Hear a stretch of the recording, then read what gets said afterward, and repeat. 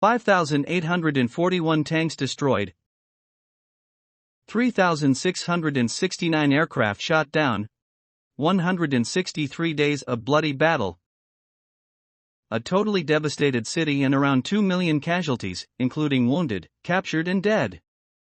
19,000 people per day died in the bloodiest and deadliest confrontation of the entire Second World War, the Battle of Stalingrad. Much has been written about this confrontation that lasted just over 5 months, but was absolutely fundamental in the overall outcome of the war. The defeat of Nazi Germany put a stop to their intentions to conquer the Soviet Union and gain control of the Caucasus and its oil wells. At the same time, it forced Hitler into a defensive position which he maintained almost constantly in Eastern Europe, until the Red Army reached Berlin. The defeat at the hands of the Soviets was a serious blow to the morale of the German forces, and even resulted in the almost total annihilation of the Wehrmacht's Sixth Army, the strongest in all of the Third Reich. On the contrary, the German defeat was a relief to the other Allied powers, as they feared that a victory for Hitler would seal the end of the war, as Alan Brooke, chief of the Imperial General Staff, later admitted. Bearing all this in mind, it's easy to understand why the Battle of Stalingrad was a before and after in World War II and a defeat that directly determined the end of Hitler and the Nazis. What would have happened if the Third Reich had won at Stalingrad? Could Hitler have succeeded in his desire to be the emperor of the entire world? Of course, in this type of exercise we can only guess, and there are many details and completely incalculable situations. However, there are numerous hypotheses and theories of what could have happened. Undoubtedly, the course of history would have been different, but to what extent? The first question to consider is whether, after succeeding at Stalingrad, Germany could have definitively defeated Stalin's forces to take over the entire Soviet Union. Although the fall of Stalingrad would have given Hitler the much-desired access to the oil of the Caucasus, the truth is that the battle would still have had an enormous military cost for the Third Reich, perhaps even greater if the confrontation lasted until the victory of Germany. This would have further weakened Germany's Eastern Front.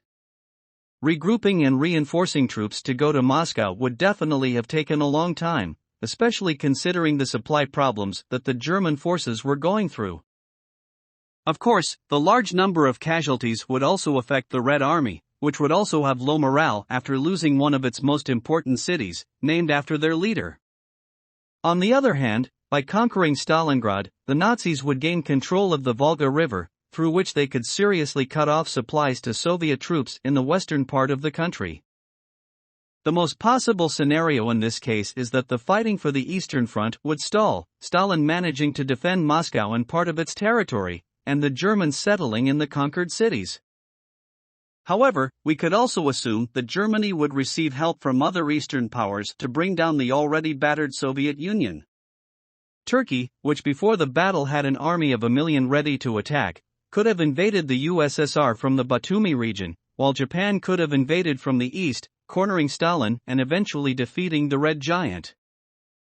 Had this been the case, Hitler would have owned a large part of the European continent, so victory in the entire war would seem closer. However, it would not be that simple either, even without considering the resistance movements and military uprisings that he would constantly suffer in the conquered territories. The truth is that, even winning Stalingrad and conquering the USSR, the Third Reich would have had to be extremely intelligent and careful with its tactics and decisions to be victorious in the war, since the United States and Great Britain would still be standing. But before continuing, we want to introduce you to our new channel, Military Might. Here we'll explore the extraordinary world of the armed forces, armored vehicles, weapons of mass destruction and the most important military conflicts of today. You'll find the link to subscribe in the description of the video and in the first comment. Most likely, Hitler's next decision would have been to move many of his troops west, so landing in Normandy would not have been feasible in this scenario. Another large number of men and resources would be sent to Rommel in North Africa, so it can be assumed that Germany would have taken over strategically essential areas such as the Mediterranean, Egypt, and much of Africa. Consequently, the United States, which had a harsh and chaotic fight against the Reich on this continent, could have been defeated. Thus, the American country would not have attacked Italy or any part of Europe, so its war would be concentrated in the Pacific, which might have been made more difficult by the appearance of the Luftwaffe. The fate of Great Britain is one of the great controversies in this reversal of history. As mentioned, General Alan Brooke and other top British commanders feared that if the Soviets fell at Stalingrad, Britain would not be able to withstand German ground and air forces, leading to a massive German bombardment of England and possibly an unstoppable invasion. In this parallel universe, this would be one of the issues that would determine the end of World War II.